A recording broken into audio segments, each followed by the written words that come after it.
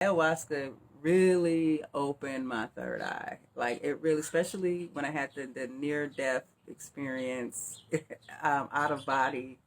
And when I came back from that dimension, that realm, I came back with my abilities wide open. Some of them aren't as sensitive as it was when I first came back.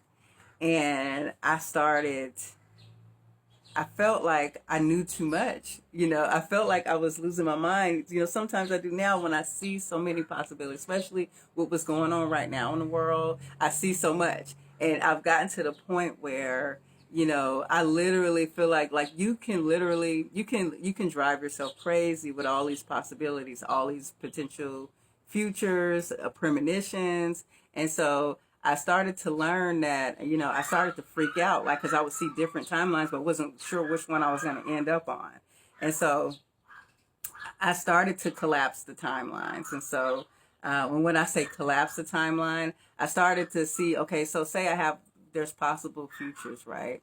Let's just say with the world, everything's going on today. Everybody's worried that with the riots, that'll turn into a police state or something, right? And so that's a possible timeline. Or you see a timeline where timeline where you hit a lower vibration or something like that, which that would be a lower vibration if you go into a timeline where crazy stuff is happening in the world. So you collapse the timeline by, number one, shut it down. Don't even think about that timeline. Don't even worry, especially worry. Because if you're worrying about it, that's just as well as saying, I want this to happen. So what you want to do is you choose the timeline you want to be on, right? And you envision what you want to see. And then you try to match that vision. You think about it. You daydream about it. You start to feel like the happiness that you would feel, the contentness, whatever the peace you want to feel. So you want to focus on, and if it's hard to do that, the thing you want to focus on the most is try to stay in a happy vibration.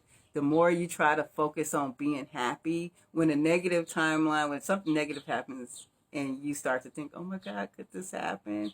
All you need to do is stop that, think about something that makes you happy. Oh, I like making candles. I'm going to go make some pretty candles. That makes me feel good. Oh, I'm going to talk to my friends. I'm going to play with my kids. I'm going to read a book. I'm going to go into nature today, and I'm going to look at this beautiful nature and know that anything is possible. And so it's really, when they say a shift, the shift is you.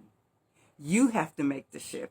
You have to decide, I want to shift to a positive vibration. You have to be the positive vibration.